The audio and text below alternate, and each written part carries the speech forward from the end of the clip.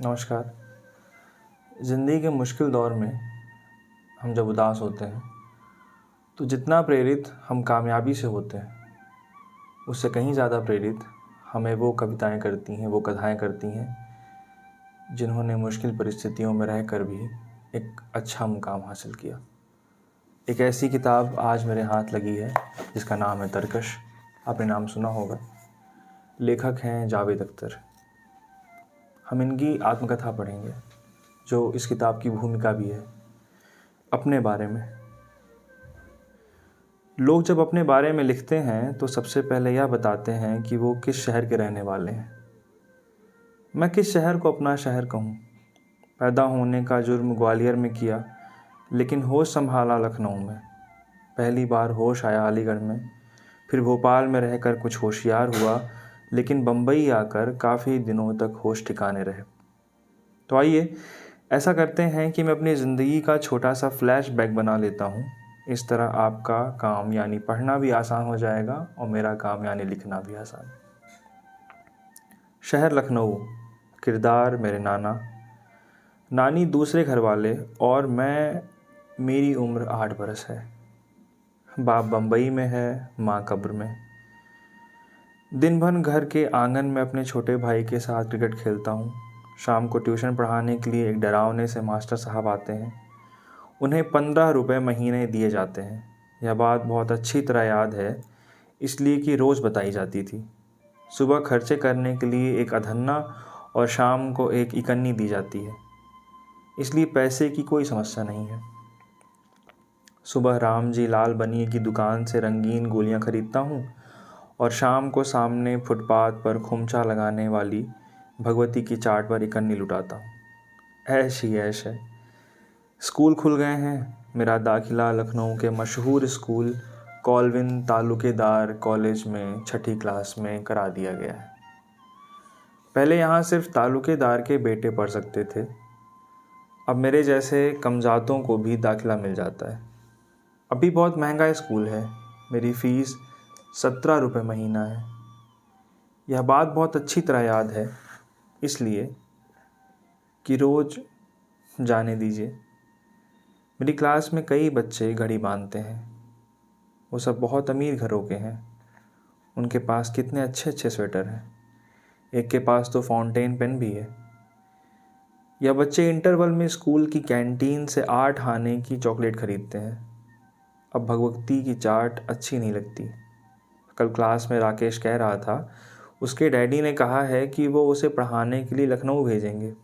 और कल मेरे नाना कह रहे थे, अरे कमबख्त, मैट्रिक पास कर ले तो किसी डाकखाने में मोहर लगाने की नौकरी तो मिल जाएगी।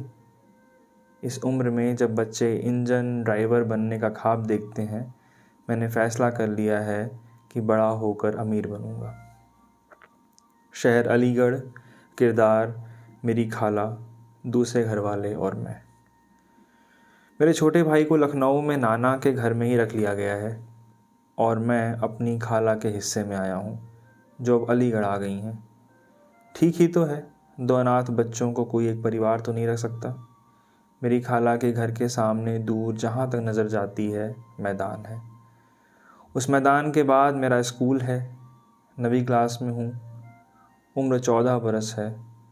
अलीगढ़ में जब सर्दी होती है तो झूठ मूठ नहीं होती। पहला घंटा 7 बजे होता है। मैं स्कूल जा रहा हूँ। सामने से चाकू की धार की जैसी ठंडी और नुकीली हवा आ रही है। छूकर भी पता नहीं चलता कि चेहरा अपनी जगह है या हवा ने नाक कान काट डाले। वैसे पढ़ाई में तो नाक कटती ही रहती है, पता नहीं कैसे, बस पास हो जाता हूँ।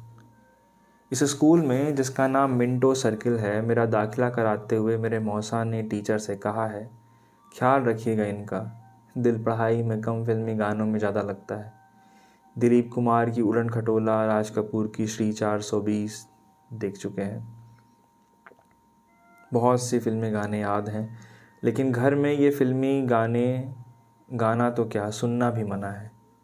इसलिए स्कूल से वापस आते हुए रास्ते में ज़ोर ज़ोर से गाता हूँ। माफ़ कीजिएगा, जाते वक्त तो इतनी सर्दी होती थी कि सिर्फ पक्के राग ही गाए जा सकते थे।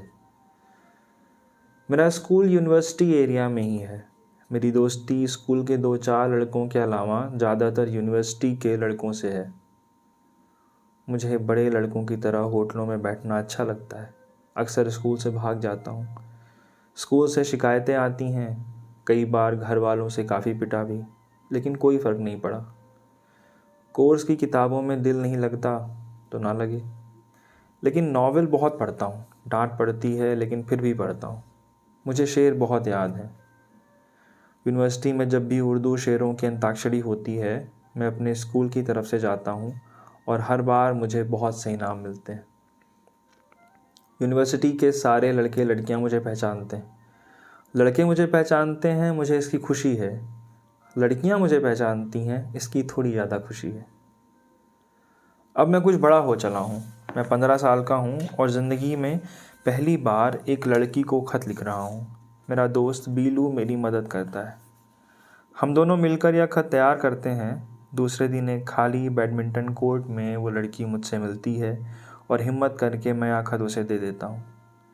यह मेरी ज़िंदगी का पहला और आखिरी प्रेम पत्र है। उस ख़त में क्या लिखा था या भूल गया, लेकिन वो लड़की आज तक याद है। मैट्रिक के बाद अलीगढ़ छोड़ रहा हूँ। मेरी खाला बहुत रो रही हैं और मेरे मौसा उन्हें चुप कराने के लिए कह रहे हैं कि तुम तो इस तरह रो रही हो जैसे अब भोपाल नहीं, वार फ्रंट पर जा रहा हो। उस वक्त न वो जानते थे, न मैं जानता था कि सचमुच वार फ्रंट पर ही जा रहा था, शहर भोपाल। किरदार अनगिनत मेहरबान, बहुत से दोस्त और मैं। अलीगढ़ से बम्बई जाते हुए मेरे बाप ने मुझे भोपाल, या यूं कहिए आधे रास्ते में छोड़ दिया था। कुछ दिनों अपनी सौतेली माँ के घर में रहा हूँ, फिर वो भी छूट गया। सैफिया कॉलेज में पढ़ता हूँ और दोस्तों के सहारे रहता हूँ। दोस्त जिनकी लिस्ट बनाने बैठूँ तो टेलीफोन डायरेक्टरी से मोटी किताब बन जाएगी। आजकल मैं BA सेकेंड ईयर में हूँ। अपने दोस्त एजाज़ के साथ रहता हूँ। किराया वो देता है, मैं तो बस रहता हूँ। वो पढ़ता है और ट्यूशन करके गुजर करता है। सब दोस्त उसे मास्टर कहते हैं। मास्टर से मेरा किसी बात पर झगड़ा हो गया है। बातचीत बंद है, इसलिए मैं आजकल उससे पैसे नहीं मांगता। सामने दीवार पर टंगी हुई उसकी पैंट में से निकाल लेता हूँ, या वो बगैर मुझसे बात किए मेरे सिरहाने 2-1 रुपए रख कर चला जाता है। मैं BA फाइनल में हूँ। यह इस कॉलेज में मेरा चौथा बरस है। कभी फीस नहीं दी, कॉलेज वालों ने मांगी भी नहीं। यह शायद सिर्फ भोपाल में ही हो सकता है। कॉलेज के कंपाउंड में खाली कमरा, वो भी मुझे मुफ्त दे दिया गया है। जब क्लास ख़त्म हो जाती है तो मैं किसी क्लासरूम से 2 बेंच उठाकर इस कमरे में रख लेता हूँ और उन पर अपना बिस्तर बिछा लेता हूँ। बाकी सब आराम है, बस बेंचों में खटमल बहुत है। जिस होटल में उधार खाता था वो मेरे जैसे मुफ्तखोरों को उधार खिला खिला कर बंद हो गया है। उसकी जगह जूतों की दुकान खुल गई है। अब क्या खाऊं? बीमार हूँ, अकेला हूँ, बुखार काफ़ी है, भूख उससे भी ज़्यादा। कॉलेज के 2 लड़के जिनसे मेरी मामूली सी जान पहचान है, मेरे लिए टिफ़िन में खाना लेकर आते हैं। मेरी दोनों से कोई दोस्ती नहीं है, फिर भी अजीब बेवकूफ़ है। लेकिन मैं बहुत चालाक हूँ। उन्हें पता भी नहीं लगने देता कि इन दोनों के जाने के बाद मैं रोऊंगा। मैं अच्छा हो जाता हूँ, वो दोनों मेरे बहुत अच्छे दोस्त हो जाते हैं। मुझे कॉलेज में डिबेट बोलने का शौक़ हो गया है। पिछले 3 बरस से भोपाल रोटरी क्लब की डिबेट का इनाम जीत रहा हूँ। इंटर कॉलेज डिबेट की बहुत सी ट्रॉफियाँ मैंने जीती हैं। विक्रम यूनिवर्सिटी की तरफ से दिल्ली यूथ फेस्टिवल में भी हिस्सा लिया है। कॉलेज में 2 पार्टियां हैं और इलेक्शन में दोनों पार्टियां मुझे अपनी तरफ से बोलने को कहती हैं। मुझे इलेक्शन में नहीं, सिर्फ बोलने से मतलब है, इसलिए मैं दोनों की तरफ से तकरीर कर देता हूँ। कॉलेज का यह कमरा भी जाता रहा। अब मैं मुश्ताक सिंह के साथ हूँ। मुश्ताक सिंह नौकरी करता है और पढ़ाता है, पढ़ता भी है। वो कॉलेज की उर्दू एसोसिएशन का सदर है। मैं बहुत अच्छी उर्दू जानता हूँ, वो मुझसे बेहतर उर्दू जानता है। मुझे अनगिनत शेर याद हैं, उसे मुझसे भी ज़्यादा याद है। मैं अपने घर वालों से अलग हूँ, उसके घर वाले हैं ही नहीं। देखिए, हर काम में वो मुझसे बेहतर है।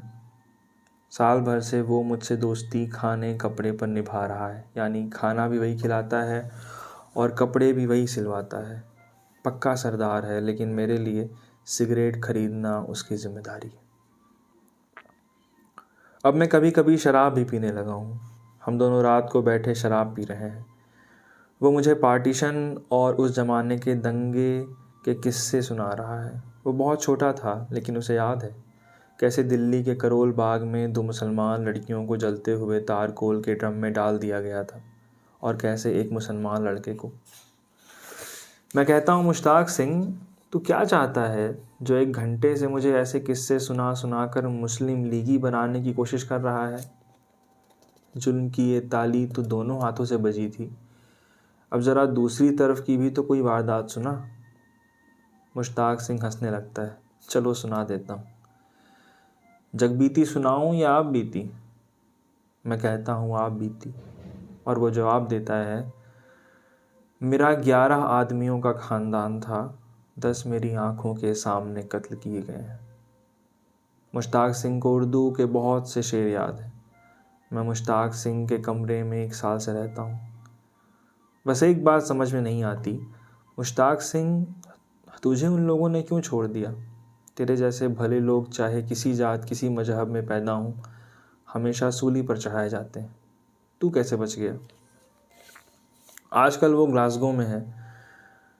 जब हम दोनों अलग हो रहे थे तो मैंने उसका कड़ा उससे लेकर पहन लिया था, और वह आज तक मेरे हाथ में है। और जब भी उसके बारे में सोचता हूँ, ऐसा लगता है कि वो मेरे सामने है और कह रहा है, बहुत नाकामियों पर आप अपनी नाज करते हैं, अभी देखी कहाँ है आपने नाकामियाँ मेरी। शहर बम्बई, किरदार फिल्म इंडस्ट्री, दोस्त, दुश्मन और मैं। 4 अक्टूबर 1964 मैं बम्बई सेंट्रल स्टेशन पर उतरा हूँ। अब इस अदालत में मेरी ज़िंदगी का फ़ैसला होना है। बम्बई आने के 6 दिन बाद बाप का घर छोड़ना पड़ता है। जेब में 27 नए पैसे हैं। मैं खुश हूँ कि ज़िंदगी में कभी 28 नए पैसे भी जेब में आ गए तो फ़ायदे में रहूँगा और दुनिया घाटे में।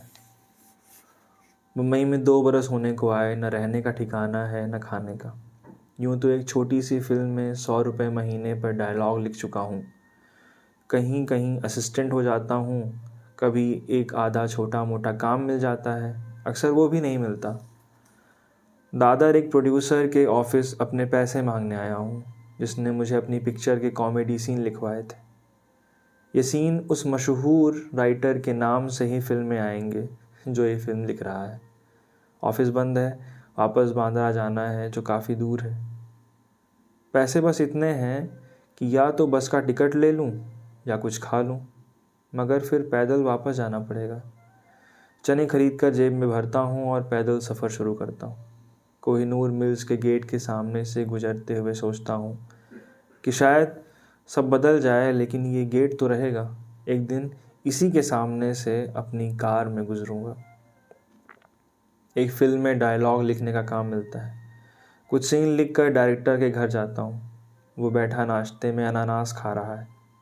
सीन लेकर पढ़ता है और सारे कागज़ मेरे मुंह पर फेंक मारता है। फिल्म से निकालते हुए मुझे बताता है कि मैं ज़िंदगी में कभी राइटर नहीं बन सकता। तपती धूप में एक सड़क पर चलते हुए मैं अपनी आँख के कोने में आया एक आंसू पोंछता हूँ और सोचता हूँ कि मैं एक दिन इस डायरेक्टर को दिखाऊंगा कि मैं। फिर जाने क्यों ख्याल आता है कि क्या ये डायरेक्टर नाश्ते में रोज़ अनानास खाता होगा। रात के शायद 2 बजे होंगे। बम्बई की बरसात, लगता है आसमान से समंदर बरस रहा है। मैं खार स्टेशन के पोर्टिको की सीढ़ियों पर एक कमज़ोर से बल्ब की कमज़ोर सी रोशनी में बैठा हूँ। पास ही ज़मीन पर इस आंधी तूफान से बेखबर 3 आदमी सो रहे हैं। दूर कोने में एक भीगा हुआ कुत्ता ठिठुर रहा है। बारिश लगता है अब कभी नहीं रुकेगी। दूर तक खाली अंधेरी सड़कों पर मूसलाधार पानी बरस रहा है। खामोश बिल्डिंगों की रोशनियाँ कब की बुझ चुकी हैं। लोग अपने अपने घरों में सो रहे होंगे। इसी शहर में मेरे बाप का भी घर है। बम्बई कितना बड़ा शहर है और मैं कितना छोटा हूँ। जैसे कुछ भी नहीं हूँ मैं।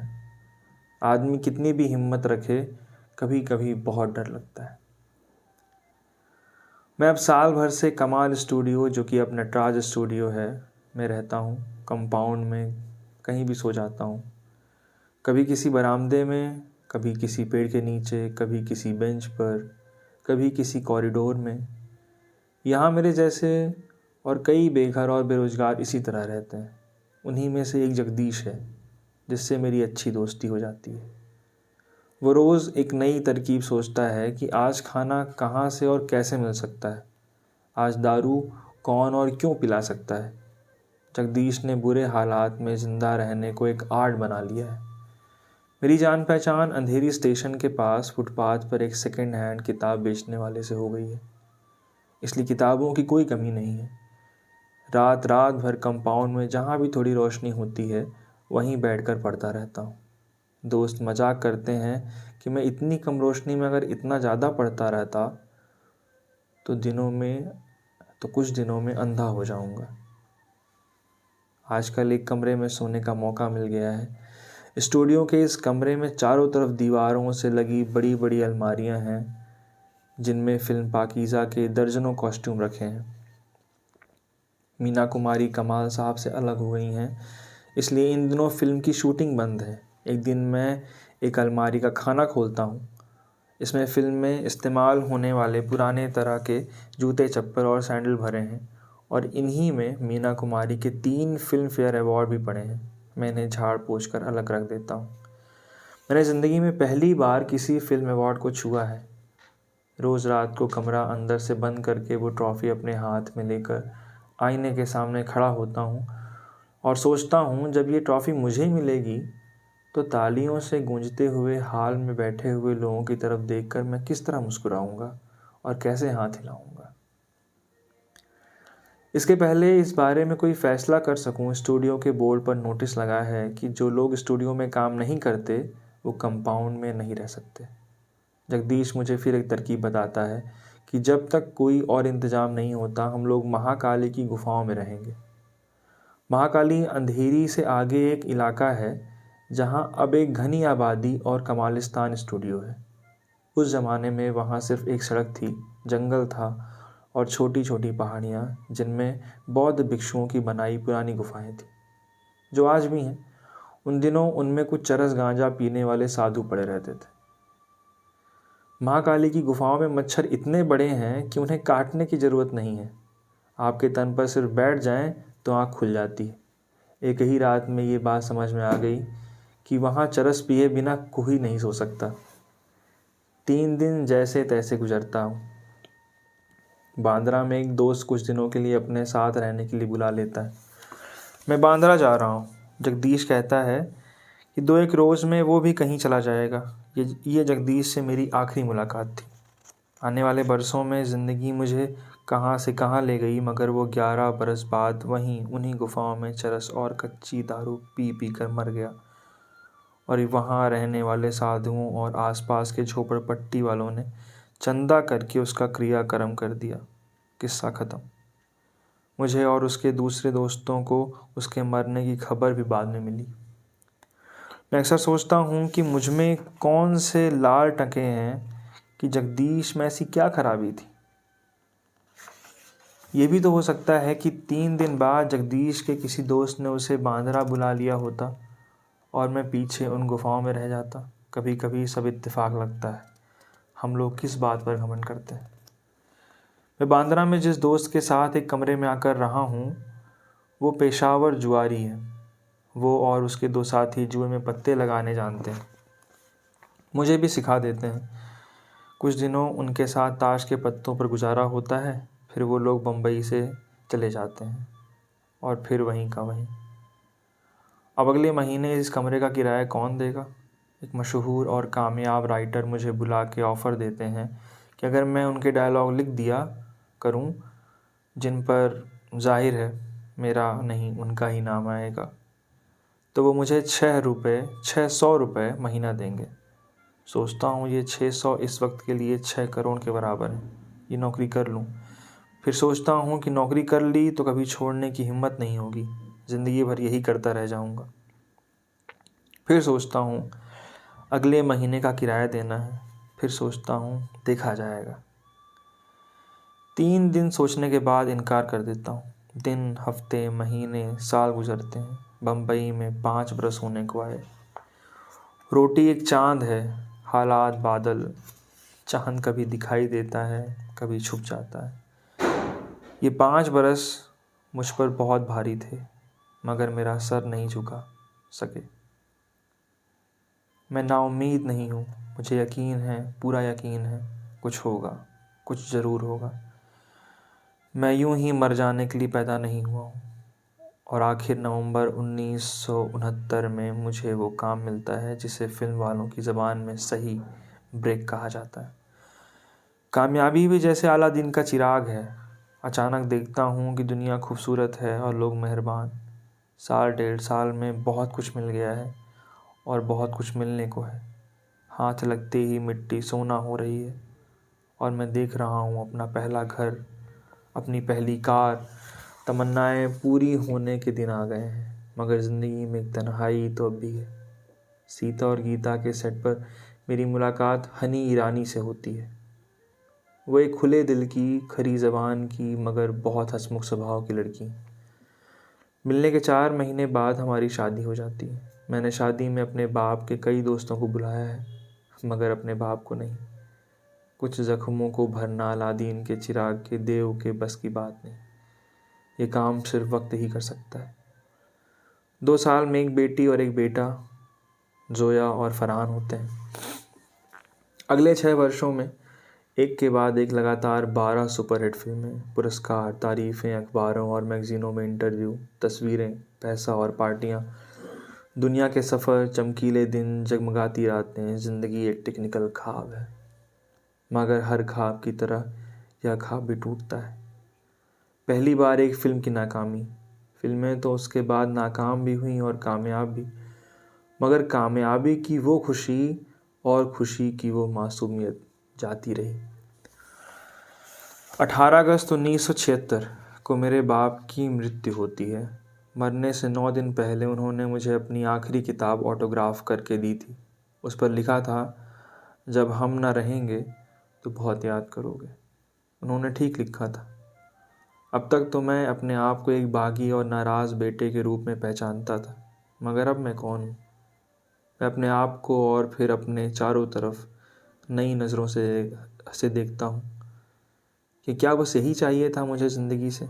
इसका पता अभी दूसरों को नहीं है, मगर वो तमाम चीज़ें जो कल तक मुझे खुशी देती थीं, झूठी और नुमाइश लगने लगती।